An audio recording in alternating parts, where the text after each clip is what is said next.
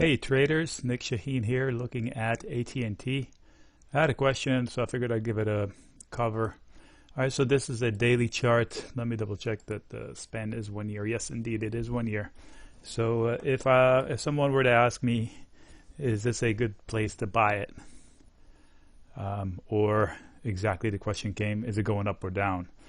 Which I find funny. But anyway, so here's my answer. It's kind of a complicated answer, and it depends on the time frame someone would be looking at it.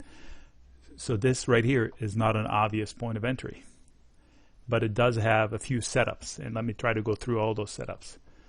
So this is a daily chart, so I assume somebody that looks at a daily chart is not a fast trader, meaning they're not going to go in and out. So say as to 15-minute charts or even 5-minute charts. Sorry, I'm still getting over a major heart surgery, so I can speak in choppy manner. So short term, AT&T needs to hold 38.30-ish or risk losing this little burst from last week. So there's a ledge here, and it's trying to develop another ledge here, which is fine. I'm not saying it's going down. I'm saying that they're trying to base. Right here, I would have said the same thing about this guy that I'm saying here. So the tight range is, first of all, priority is to hold the 38.30, and then see if you can get higher than 38.45, 38.40 really. Right here, the zone right here, plus or minus 15 cents or so, is where the bulls and bears are fighting it out over control. What does that mean? It means if the dips become buying opportunities, and dips is on the 5-minute increment. So again, these comments right here for the next minute or so are for fast traders. So if somebody asks me and they tell me they're trading it fast, these would be my answers. 38.50 looks like a pretty tall order because of it was a pretty good support area that they just lost with these 4 tails right there on the 5-minute increment. This was great. This was great. So this should have held, but it didn't. So therefore, it's going to be resistance until it's not. So if they meander up to here, it'll be interesting to see what happens. This is an important candle. So 38.45, I'm going to call it to round up figures to be on the safe side. If they fail, these are too fast. Easy come, easy go, as they say. The neckline looks like it was 38.08. Let's call it 38.1. And you can see that this was the intention right here that failed, and then they, what was that? 38.10, 38.09. So what's this number here? This number is, if I look at this period of time here, from the 16th on, so 5 or 6 days or so, this is the point where there was most action. The value area of this period of time is down here, meaning up here, the bulls, onus is on the bulls to say, hey, we belong up here because we know all the action so far has been down here. So if the you-know-what hits the fan, this would be the best support zone right here. All right, back to the daily chart so we can look at other time frames. So I see I have a line here. I have a rectangle here and some sort of a downside extension that got filled here. So there's a lot of action before this that will come into play. But first, before we go and look at those, let's look at the levels here. So here, if I were to draw a box, I'll draw it right there. So anything outside of this box is probably a chaseable event. So is it a buy here? No, it's a better buy up here, 39 plus. Meaning I'd rather see a confirmation of the breakout from the last fail rather than anticipate it, even if I have to miss $1 or $2. In this case, it's definitely less than $1. Range is tight. These are good, solid. Rejection of the lows. There's no obvious open gap here. And nice constructive higher lows, higher highs.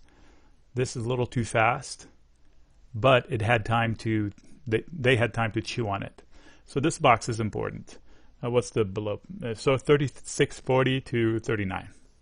I know it's a wide range, but I'm telling you, the different time frame. We looked at the shorter term. I could have gone 120 minutes, and that's the box we drew. So then I can tighten it up to 37, or maybe even to the POC here, which is 37.50. So if a tighter zone is 37.50 to 38.50, 39. So it all depends on the time frame. I'm trying to slice it on all the time frames. All right, so let's say somebody is in it for the long haul or wants the big picture. I'm going to go to a 5-year. This is a weekly chart. Every candle is 1 week. That's that box we drew.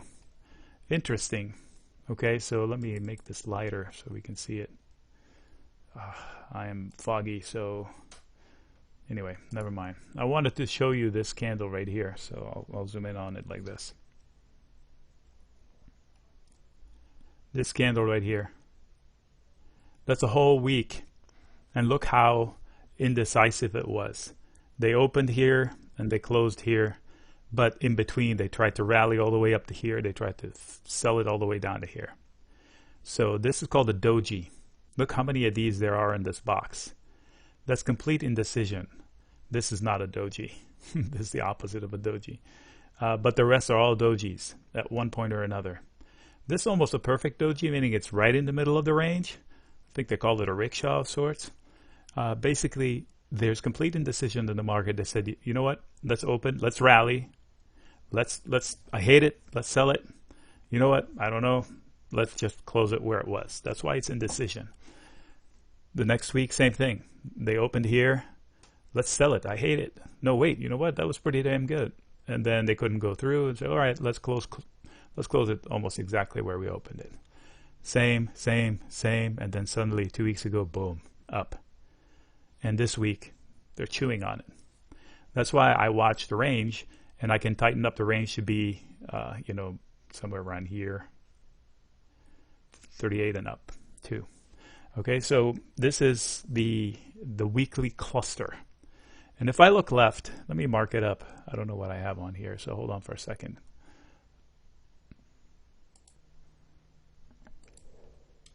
All right, bringing in a scratch pad, courtesy of Microsoft. All right, so that's that candle. The box we drew. If I extend the box, it'll be somewhere around here, right? I didn't see this beforehand, and when I drew the box, and look how perfect this is. And they say markets aren't let me rephrase, markets are well organized, so not to say rigged. But the charts have memory, especially now that machines trade. I don't care what they call it, AI, MAI. It's not AI, but anyway, it's a very good code. And whoever, whatever, bought it and sold it at certain levels, they repeat until it doesn't happen. So remember, here, look at this ledge. It's nice. That's why this happened. This was a ledge. They took it out.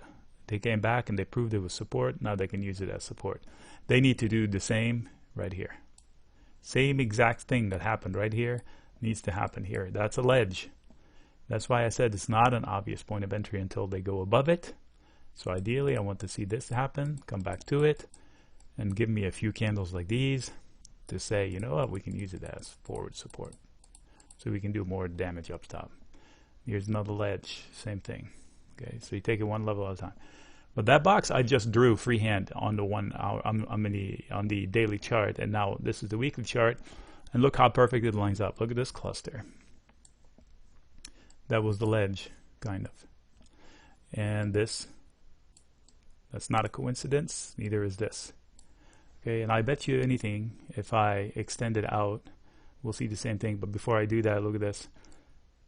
Right, huge failure, boom, they broke through it, they established it, and now they're back. And this right here, this level, this orange level right here, is the point of control, which usually is great support, boom, for 5 years. So what does that mean? For the last 5 years, the volume profile of this chart tells me that this is the value area. What does that mean? It means that this box is where most of the action happened. Okay, right here. Most of the action happened, and the bulk of it is at this line and then this zone behind it right there. Okay, so anything above that is unusual unless they're ready to set a different range.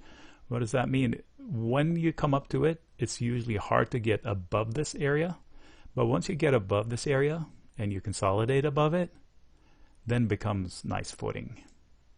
Same concept as the line. Okay, so this is a weekly chart. I'm going to go to a monthly chart.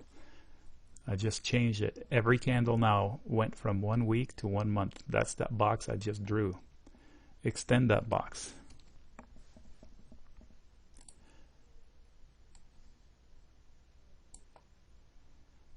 And look how pivotal it has been. Okay, that's the whole zone right there.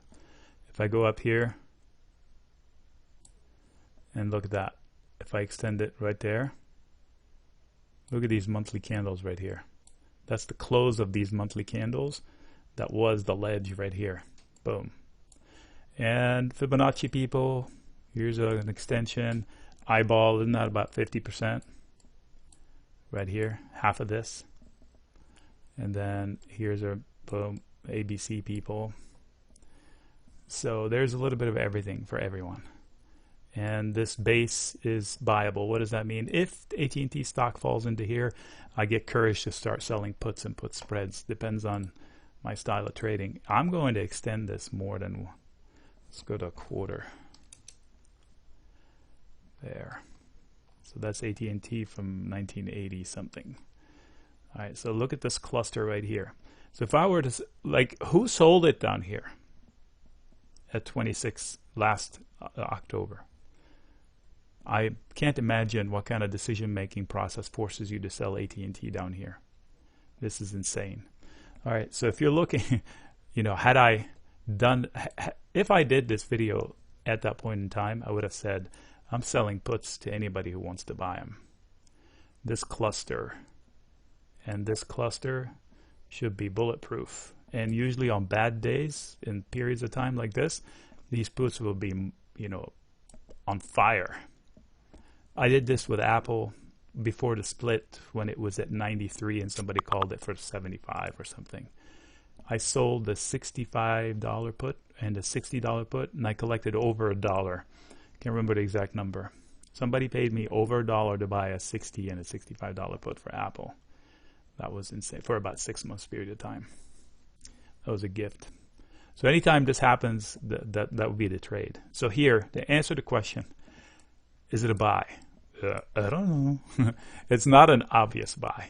So those who like ABCs, that could argue that this is going on.